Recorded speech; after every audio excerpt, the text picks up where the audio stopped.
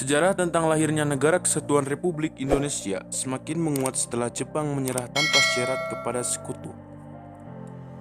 Peristiwa tersebut mendorong para pemuda dengan jiwa muda dan semangatnya bergerak mendesak golongan tua untuk secepatnya memproklamasikan kemerdekaan Indonesia. Kesepakatan pemuda di Jalan Penganggasaan Timur Jakarta membulatkan tuntutan pemuda bahwa kemerdekaan Indonesia adalah hak dan soal rakyat itu sendiri, tak dapat digantungkan kepada orang dan kerajaan lain. Jalan satu-satunya adalah memproklamasikan kemerdekaan oleh kekuatan bangsa Indonesia sendiri. Tekad para pemuda tersebut akhirnya mendorong terjadinya peristiwa Rengas Dengklok. Saat itu, suasana di Rengas Dengklok menjadi tegang. Insinyur Soekarno oleh golongan pemuda diminta agar memenuhi keinginan rakyat Indonesia untuk memproklamasikan kemerdekaan dengan kekuatan bangsa Indonesia sendiri. Setelah berdebat panjang, desakan para pemuda akhirnya disanggupi oleh Insinyur Soekarno yang akan segera memproklamasikan kemerdekaan, tetapi dilakukan di Jakarta. Tentu saja jawaban tersebut disambut gembira oleh para pemuda dan prajurit atau yang disingkat menjadi PETA yang menjaga Insinyur Soekarno. Pada tanggal 16 Agustus 1945, rombongan dari Rengas Dengklok tiba di Jakarta dengan mempertimbangkan berbagai tempat yang aman untuk membahas proklamasi. Kemudian Insinyur Soekarno dengan para penyusun teks proklamasi lainnya menjadikan Rumah Laksamana Muda Maeda sebagai tempat menyusun naskah proklamasi kemerdekaan Republik Indonesia.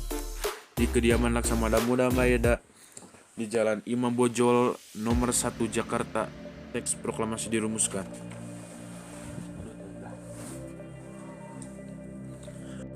Meskipun tidak mendapat persetujuan dari Jepang, Insinyur Soekarno dan Dr. Andes Muhammad Hatta segera merumuskan teks proklamasi dengan tulisan tangan sendiri.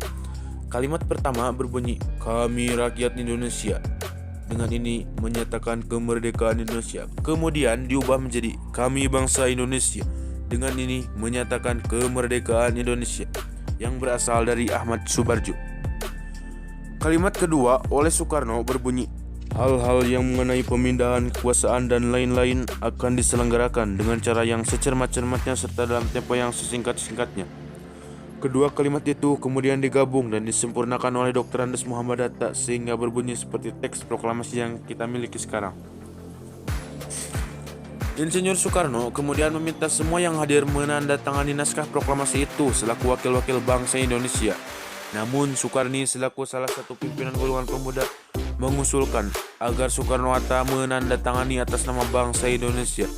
Selanjutnya Insinyur Soekarno meminta Sayuti Melik untuk mengetik naskah tersebut dengan beberapa perubahan yang telah disetujui. Ada 3 perubahan redaksi atas teks proklamasi, yaitu A. Kata tempoh diganti dengan kata tempo. B. Wakil bangsa Indonesia diganti dengan atas nama bangsa Indonesia. Dan C. Cara menuliskan tanggal Jakarta 17/8/05 diganti menjadi Jakarta hari 17 bulan 8 tahun 5. Selanjutnya setelah diketik oleh Sayuti Melik, teks proklamasi ditandatangani oleh Insinyur Soekarno dan Dr. Andes Muhammad Hatta pada tanggal 17 Agustus 1945. Hari Jumat pukul 10 waktu Indonesia Barat di depan rumah Insinyur Soekarno, Jalan Pengangsaan Timur nomor 56 Jakarta. Insinyur Soekarno dengan didampingi Dr. Andes Muhammad Hatta membacakan teks proklamasi dengan disaksikan lebih kurang 1.000 orang.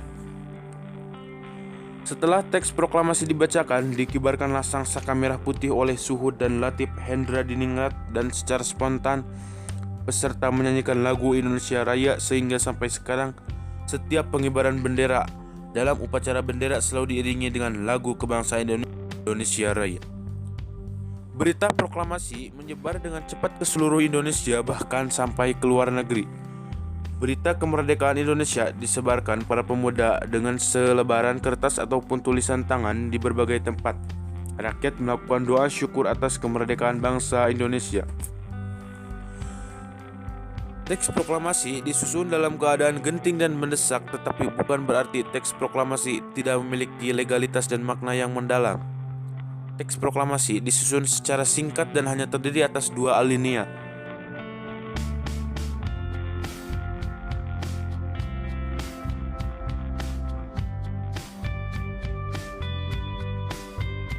Kedalaman makna yang termuat dalam teks proklamasi menunjukkan kelebihan dan ketajaman pemikiran para pembuat naskah proklamasi waktu itu.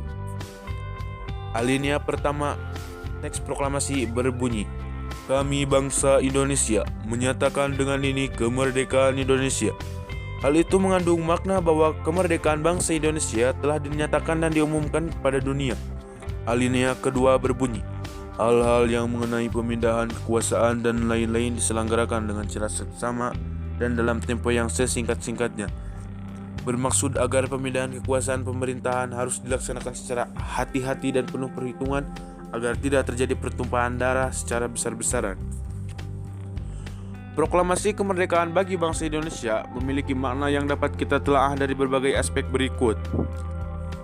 Poin pertama, 1. Aspek hukum.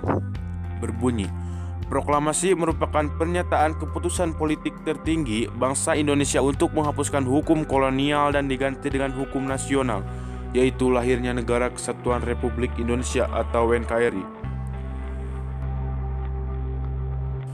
2. Aspek historis yang berbunyi, proklamasi merupakan titik akhir sejarah penjajahan di bumi Indonesia sekaligus menjadi titik awal Indonesia sebagai negara yang merdeka bebas dari penjajahan bangsa lain. 3. Aspek sosiologis berbunyi, proklamasi menjadikan perubahan dari bangsa yang terjajah menjadi bangsa yang merdeka. Proklamasi memberikan rasa bebas dan merdeka dari belenggu penjajahan.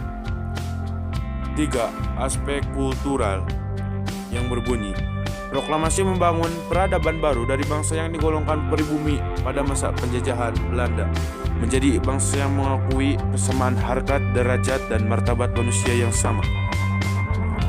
3. Aspek politis yang berbunyi, proklamasi menyatakan bahwa bangsa Indonesia sebagai bangsa yang berdaulat dan mempunyai kedudukan sejajar dengan bangsa-bangsa lain di dunia. 3. Aspek spiritual yang berbunyi, proklamasi yang diperoleh merupakan berkat rahmat Tuhan Yang Maha Esa yang meridhoi perjuangan rakyat Indonesia melawan penjajah. Kemerdekaan bangsa Indonesia tidak terlepas dari doa seluruh rakyat Indonesia kepada Yang Maha Kuasa untuk segera terlepas dari penjajahan.